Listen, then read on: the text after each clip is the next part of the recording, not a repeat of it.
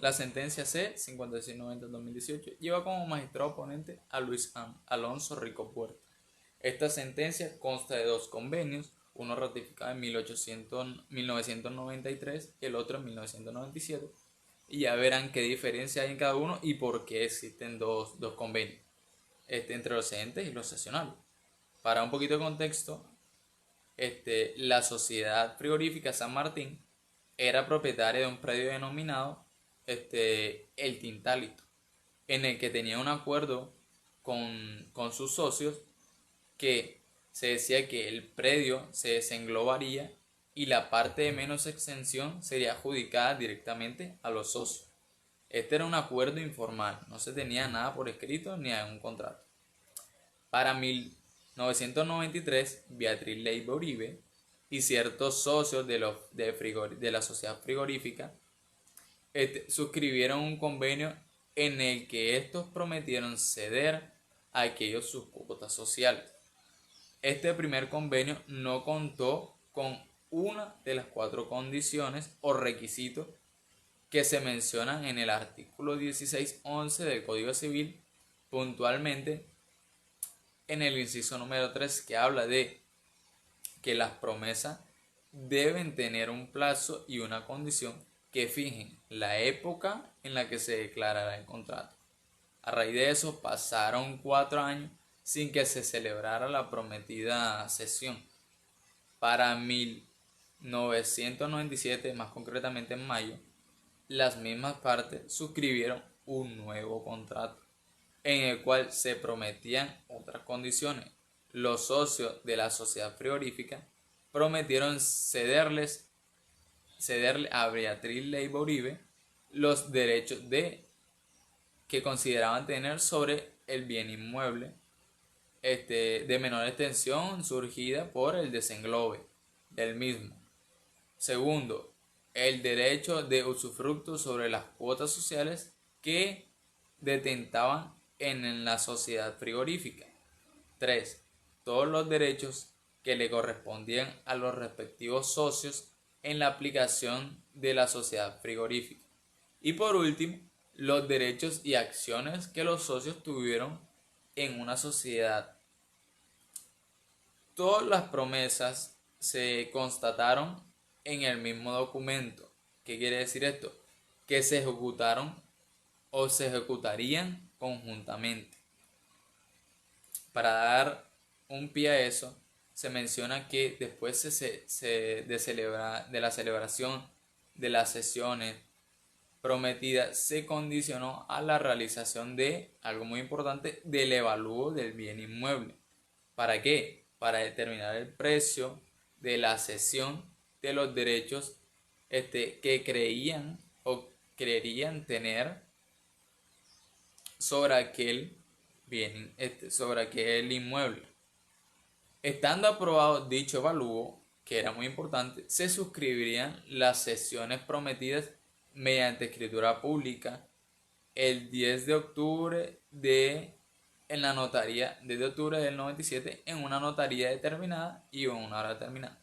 El primer convenio no constaba con esto y el segundo sí. Efectivamente, el evalúo se llevó a cabo y la promitente cesionaria acudió a la notaría en los términos acordados. Pese a eso, los promitentes cedentes no comparecieron, no asistieron en esa hora y en esa fecha determinada, por lo que, posterior a ello, falleció Beatriz Leiva Uribe y sus herederos decidieron demandar el incumplimiento de las promesas contenidas en el convenio del 97, más el pago de los perjuicios causados por todo el proceso. ¿Qué pasó? Que los demandados, por su parte, propusieron excepciones como la nulidad absoluta de la promesa. Ahora mi amigo Andrés le explicará sobre fallos de primera y segunda instancia. La primera sentencia del proceso fue dictada por un juez civil de circuito, quien dio la razón a los demandados, pues consideró que las cláusulas de convenio eran nulas. Tras la apelación de la parte demandante, el Tribunal de Segunda Instancia confirmó la conclusión del juez de circuito, añadiendo que los contratos de promesa se encontraban recíprocamente ligados, pues están relacionados con aquella promesa de 1993, la cual no fue objeto de discusión del proceso. Están todos en el mismo documento. Así, individualmente, pues no se determinaron los elementos esenciales de los contratos prometidos o eran de imposible cumplimiento, como lo mencioné anteriormente. El tribunal no es claro a qué se refiere con la coligación que se detecte las promesas. Ahora, las consideraciones de la Corte. Primero, la Corte inicia por definir la coligación contractual como un fenómeno que sucede ante la pluralidad de contratos interrelacionados entre ellos. Si bien cada contrato obedece a una causa propia, es autónomo y se atiene a su propia regulación legal. No puede ser entendido de forma aislada, ya que los diversos contratos están ligados en función a una operación económica supracontractual.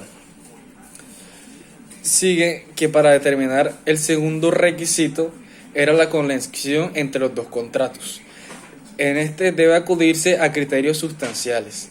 Sería la función económica de cada contrato y su complementación con los otros en función de operación económica que desbordaría a cada contrato considerado individualmente, como lo mencioné antes. En cambio, en nada interesa el número de documentos, el hecho de que diversos contratos consten en un mismo texto o que se celebren simultáneamente entre las mismas partes. Circunstancias todas las cuales son intrascendentes y meras formalidades. Bueno, de lo anterior mencionado es posible extraer los siguientes problemas jurídicos. Primero, opera la coligación contractual cuando se han estipulado dos o más contratos entre las mismas partes y obran en el mismo documento. 2. Siempre que haya coligación contractual, la nulidad de los negocios jurídicos se extienden a los demás.